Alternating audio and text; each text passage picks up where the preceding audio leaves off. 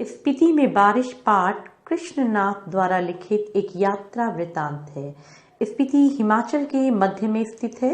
यह स्थान अपनी भौगोलिक एवं प्राकृतिक विशेषताओं के कारण अन्य स्थलों से भिन्न है। लेखक ने इस पाठ में स्पीति की जनसंख्या, ऋतु, फसल, जलवायु तथा भूगोल का वर्णन किया है, जो परस्पर एक दूसरे से संबंधित है। पाठ में दुर्गम क्षेत्र स्पीति में रहने वाले लोगों के कठिनाई भरे जीवन का भी वर्णन किया है। कुछ युवा पर्यटकों का पहुंचना स्पीति के पर्यावरण को बदल सकता है। ठंडे रेगिस्तान जैसे स्पीति के लिए उनका आना वहां बूंदों भरा एक सुखद संयोग हो सकता है। और अब पढ़ते हैं पाठ से संबंधित प्रश्न उत्तर। प्रश्न 1, इतिहास में स्पीति का वर्णन नहीं मिलता, क्यों? स्पीति हिमाचल की पहाड़ियों में एक ऐसा दुर्गम स्थल है जहां पहुंचना सामान्य लोगों के वश में नहीं है। संचार माध्यमों एवं आवागमन के साधनों का अभाव है, अतः यहां दूसरे देशों की जानकारी नहीं होती। स्पीति का भूगोल अलंघ्य है। अलंघ्य माने होता है जिसे लांघा ना जा सके। साल में 8-9 महीने बर्फ रहती है तथा यह संसार से कटा रहता है। दुर्गम स्थान के कारण किसी राजा ने यहाँ हमला नहीं किया। इसका जिक्र सिर्फ राज्यों के साथ जुड़े रहने पर ही आता है। मानवीय गतिविधियों के अभाव के कारण यहाँ इतिहास नहीं बना। यह क्षेत्र प्राय स्वायत्त ही रहा है। स्वायत्त माने होता है स्वतंत्र। प्रश्न 2, स्पीति के लोग जीवन यापन के लिए किन कठिनाइयों का सामना करते हैं? स्पीति का जीवन बहुत कठोर है। यहाँ लंबी शीत ऋतु होती है। 8-9 महीने यह क्षेत्र शेष विश्व से कटा रहता है। यहाँ जलाने के लिए लकड़ी भी नहीं होती। लोग ठंड से ठिठुरते रहते हैं। यहाँ ना हरियाली है और ना ही पेड़। यहाँ पर्याप्त वर्षा भी नहीं होती। यहाँ साल में एक ही फसल उगा सकते हैं, जो गेहूं, मटर व सरसों के अलावा दूसरी फसल नहीं हो सकती। किसी प्रकार का फल व सब्जियां पैदा नहीं होती। यहाँ रोजगार के साधन नहीं है। यहाँ की जमीन खेती योग्य है, परंतु सिंचाई के साधन विकसित नहीं हैं। अतः यहाँ के लोग अत्यंत जटिल परिस्थितियों में रहते हैं। लेखक माने श्रेणी का नाम बौद्धों के माने मंत्र के नाम पर करने के पक्ष में क्यों है?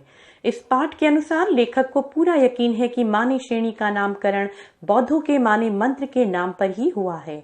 बौद्धों के माने मंत्र का महात्म्य है ओम मणि पद्मी हूँ। मंत्र का जाप बहुत अधिक हुआ है, इसलिए लेखक माने श्रेणी का नाम बौद्धों के माने मंत्र के नाम पर करने के पक्ष में है। यह माने की चोटियां बूढ़े लामाओं के जाप से उदास हो गई हैं। इस पंक्ति के माध्यम से लेखक ने युवा वर्ग से क्या आग्रह किया है? उत्तर है, ये माने की चोटियां बूढ़े लामाओं के जाप से उदास हो गई हैं। इस पंक्ति के माध्यम से लेखक युवा वर्ग से आग्रह करते हुए कहना चाहते हैं कि माने की चोटियों पर बड़ी उम्र के बौद्ध लामा निवास करते हैं, जो माने मंत्रों का जाप करते हैं। लेखक का कहना है कि इनके तप करने से चोटियों में गंभीर उदासी का वातावरण बन गया है।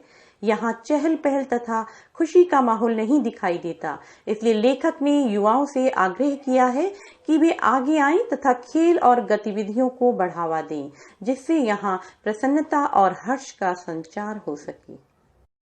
वर्षा यहाँ एक घटना है, एक सुखद संयोग है। लेखक ने ऐसा क्यों कहा है? वर्षा यहाँ एक घटना है, एक सुखद संयोग है। लेखक ने ऐसा इसलिए कहा है क्योंकि लेखक यात्रा के दौरान महसूस करता है कि स्पीति में वर्षा नाममात्र की ही होती है। मानसून के ना पहुंच पाने के कारण वर्षा यहाँ बहुत कम ही होती है।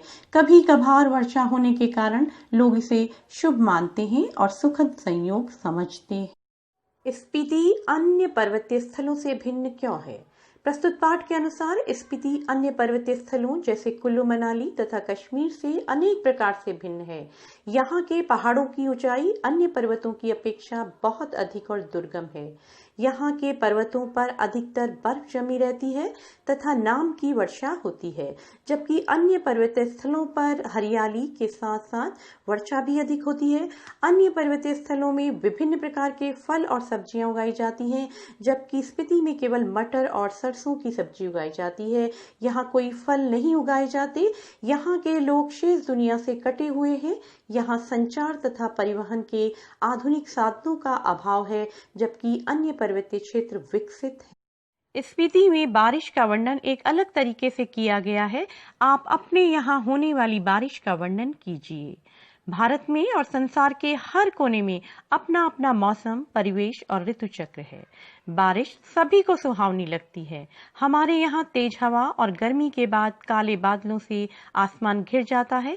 बादलों की गड़गड़ाहट और बिजली की चमक में ऐसा आकर्षण होता है कि सभी लोग घरों से बाहर निकलकर प्रकृति का यह खेल देखने लगते हैं। बादलों से जब जल का बोझ नहीं संभलता तो टप टप बूंदें गिरनी आरंभ हो जाती हैं। सारा माहौल हर्ष उल्लास से भर जाता है।